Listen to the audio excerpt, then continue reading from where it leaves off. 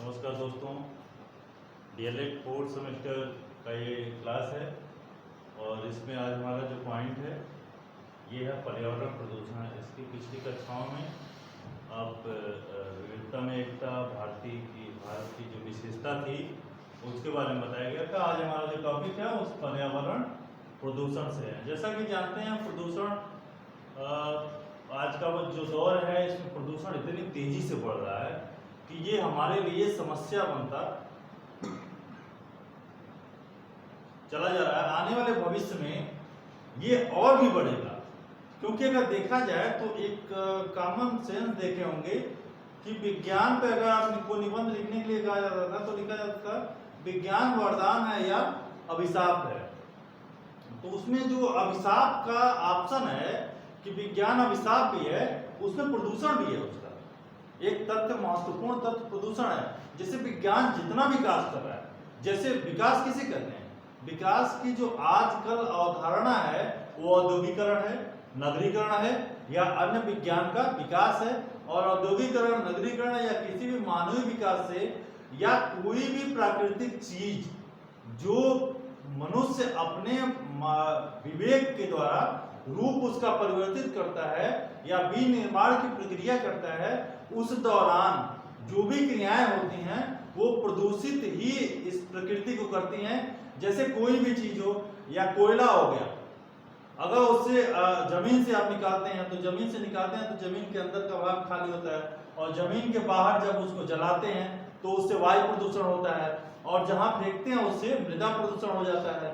इसी तरह से अगर औद्योगिकरण कर रहे हैं आप, तो औद्योगिकरण में क्या होता है, औद्योगिकरण में निर्माण तो आप कर रहे हैं, लेकिन इसके साथ साथ उससे औद्योगिकरण से ध्वनि प्रदूषण, मृदा प्रदूषण और वायु प्रदूषण, जल प्रदूषण, सारे प्रदूषण उससे होते हैं। लेकिन विकास का चूंकि मानक ही वही है।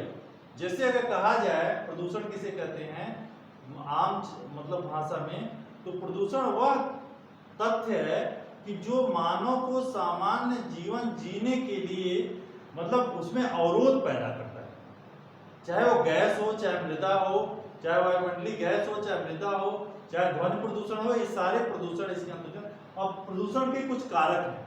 कारक क्या हैं, जैसे देखेंगे तो पहला है वायु प्रदूषण, जल प्रदूषण, आपका है ध्वनि प्रदूषण, मृदा प्रदूषण, समुद्री प्रदूषण। मुख्य रूप से यही और भी बहुत सारे प्रदूषण आएंगे जिसमें छोटे छोटे उसका मानक है। मेनली रूप से यही है वायु प्रदूषण। और वायु प्रदूषण आते हैं, इसमें देखेंगे वायु प्रदूषण के कारक क्या है। जैसे देखेंगे पूरी पृथ्वी अगर है तो इसमें प्रदूषण, जैसे वायुमंडल में गैसों की मात्रा सबसे ज्यादा किसकी है, नाइट्रोजन, उसके बाद क्या है ऑक्सीजन, उसके बाद क्या है आर्गन, और आर्गन के बाद एक प्रदूषक है जिसे कार्बन डाइऑक्साइड कहते हैं, उसकी वायुमंडल में जो मात्रा है वो 0.03% है। जैसे आप देखेंगे नाइट्रोजन का है 78%, 21% ऑक्सीजन है और 0.93% आर्गन है और 0.03% आपका कार्बन डाइऑक्साइड है। और ये कार्बन डाइऑक्साइड पृथ्वी के चारों तरफ क्षोभ मंडल में निचले सतह पे विद्यमान होता है। ऐसे भी ग्रीन हाउस गैसों में सबसे ज्यादा जो 60% योगदान है ये कार्बन डाइऑक्साइड का ही मिलता है। तो वायुमंडल में इसकी बहुत महत्वपूर्ण वायु प्रदूषण के मामले में इसकी भूमिका होती है, जो निरंतर बढ़ रहा है और पृथ्वी के ताप में वृद्धि हो रही है।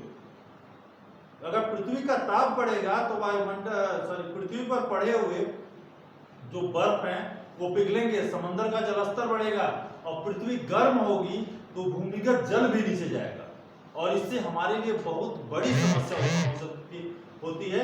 लेकिन वर्तमान में एक संतुलित विकास जिसको कह सकते हैं कि आप उसका उतना ही उपयोग करिए जितना जरूरत हो। जरूरत से ज्यादा उपयोग करेंगे तो तरह तरह से बीमारी, जैसे इस समय कोरोना काल चल रहा है, इस आगे अगर कोई और महामारी आ सकती है, इससे भी भयंकर स्थिति उत्पन्न हो सकती है। तो ये सब मतलब एक तरह से विज्ञान की ही देन। अगर माने तो विज्ञान हमको बहुत सुख दिया है लेकिन बहुत हानि भी दिया है, जैसे प्रदूषण ही हो गया। ठीक है, वायु प्रदूषण देखते हैं तो वायु प्रदूषण के कारक क्या क्या हैं। जैसे देखेंगे औद्योगिकरण से निकला हुआ धुआं,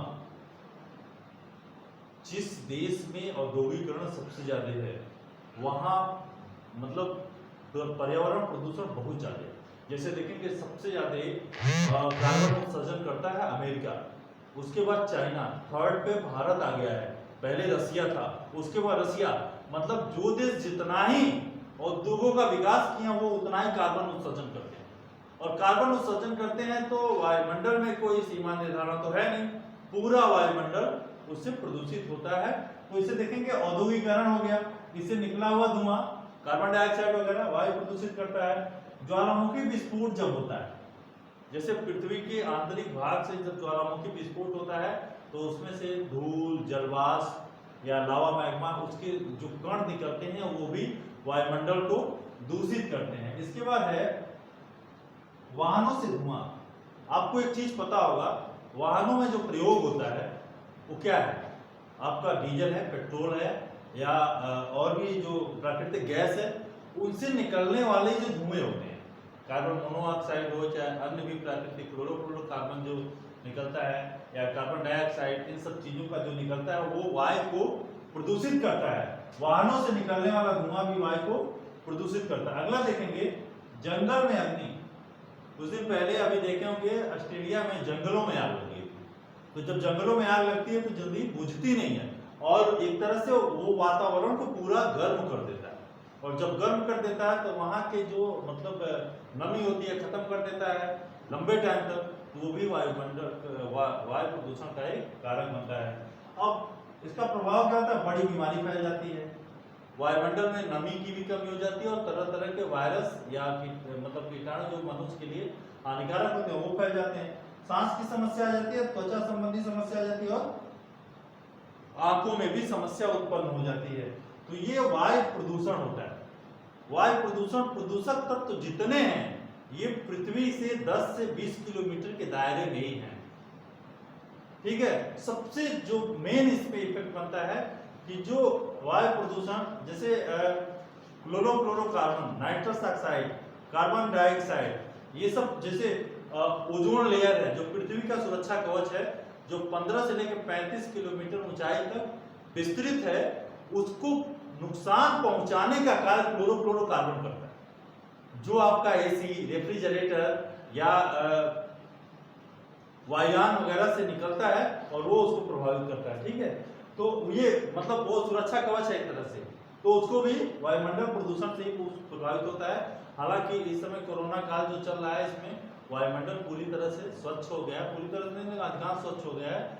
और ऐसा भी एक दिन पेपर वगैरह में दिया था कि अंटार्कटिका महाद्वीप पे ओजोन में जो छिद्र हुआ था वो इस समय भर गया है, ठीक है। आगे आते हैं जल प्रदूषण पे।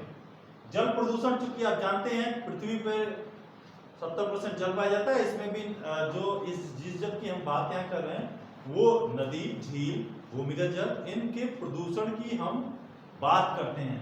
तो इनके प्रदूषण के कारक क्या क्या हैं, जैसे मानव मल नदियों और नहरों में जा गिरता है। जैसे शहर में जाएंगे तो कितने ऐसे बड़े बड़े नाले देखने के लिए मिलते हैं जो छोटी छोटी नदियों से बड़े होते हैं। वो नाले क्या होते हैं, मानव के मलमूत्र होते हैं, या उनके मतलब गंदे, या घर से निकला हुआ नाली हो गया तो उससे कपड़े उपड़े धोते हैं तो मतलब रासायनिक तत्व भी मिलते हैं, तो वो पूरा जाके एक बहुत ज्यादा प्रदूषण करते हैं। ये जो नदियों में मिलते हैं, नहरों में मिलते हैं, तो व्यापक प्रदूषण करते हैं, ठीक है।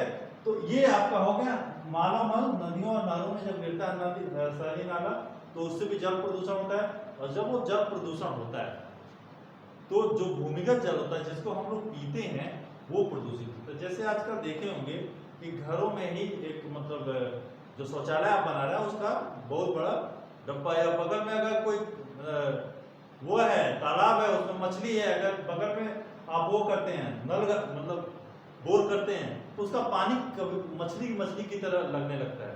तो अगर ज्यादा नीचे करते हैं तभी वो स्वच्छ होता है। इसी तरह से अगर आप देखेंगे तो अगर जल प्रदूषित होगा तो जो हम लोग जल पिएंगे वो भी प्रदूषित होगा। औद्योगिकरण से निकले हुए जहरीले रसायन, जहां पर उद्योगों का विकास हुआ है वहां पर जल जरूर होना चाहिए, या तो ये नदियों के किनारे विकास हुआ है उद्योगों का, या तो समंदर के किनारे हुआ है। और ये इससे जो रसायन निकलता है वो भी जल को दूषित करते हैं। अतः ये दो प्रमुख कारण हैं जल को दूषित करने के लिए। इससे बीमारी क्या क्या होती है, पीलिया हो गया, हैजा हो गया, टाइफाइड हो गया या अन्य बीमारियां सारे शरीर की होती हैं और पर्यावरण को भी प्रदूषित करती हैं। तो ये हो गया आपका जल प्रदूषण। अगला आते हैं ध्वनि प्रदूषण। ध्वनि प्रदूषण क्या है? आपको पता है मानव की जो सुनने की क्षमता होती है वो 80 डेसिबल होती है। जैसे देखें होंगे ये क्वेश्चन आया था कि पत्तियों की सरसराहट और कान में फुसफुसाहट का कितना डेसिबल अंकन किया गया है, तो उसमें ये था 20 डेसिबल। ठीक है, इतना अंकन उसका किया गया था। अब देखेंगे ध्वनि प्रदूषण कैसे होता है। रैलियों में लाउड स्पीकर, तमाम जो राजनीतिक रैलियां होती हैं या कई देखे होंगे धार्मिक अनुष्ठान वगैरह भी होते हैं तो बड़े बड़े लाउड स्पीकर, या त्योहार होते हैं या शादी ये होता है तो उसमें तमाम तरह की चीजें, उससे क्या होता है ध्वनि प्रदूषण होता है। ठीक है, अगला देखेंगे वाहनों की आवाज। शहरों में चले जाइए टी टा ऐसे करके मतलब बहुत ज्यादा आवाज आती है, तो वाहनों की आवाज ध्वनि प्रदूषण करती है। औद्योगिक इकाइयों की आवाज, अगर उद्योग मतलब चलते हैं, मशीन वगैरह चलते हैं तो उनसे भी आवाज होती है। ये आपका हो गया ध्वनि प्रदूषण के कारक। अब इससे होता क्या है, रक्तचाप बढ़ जाता है, मतलब ब्लड प्रेशर बढ़ जाता है, सिर दर्द हो जाती है, अनिद्रा हो जाती है और भी तमाम तरह की बीमारियां इससे होती हैं।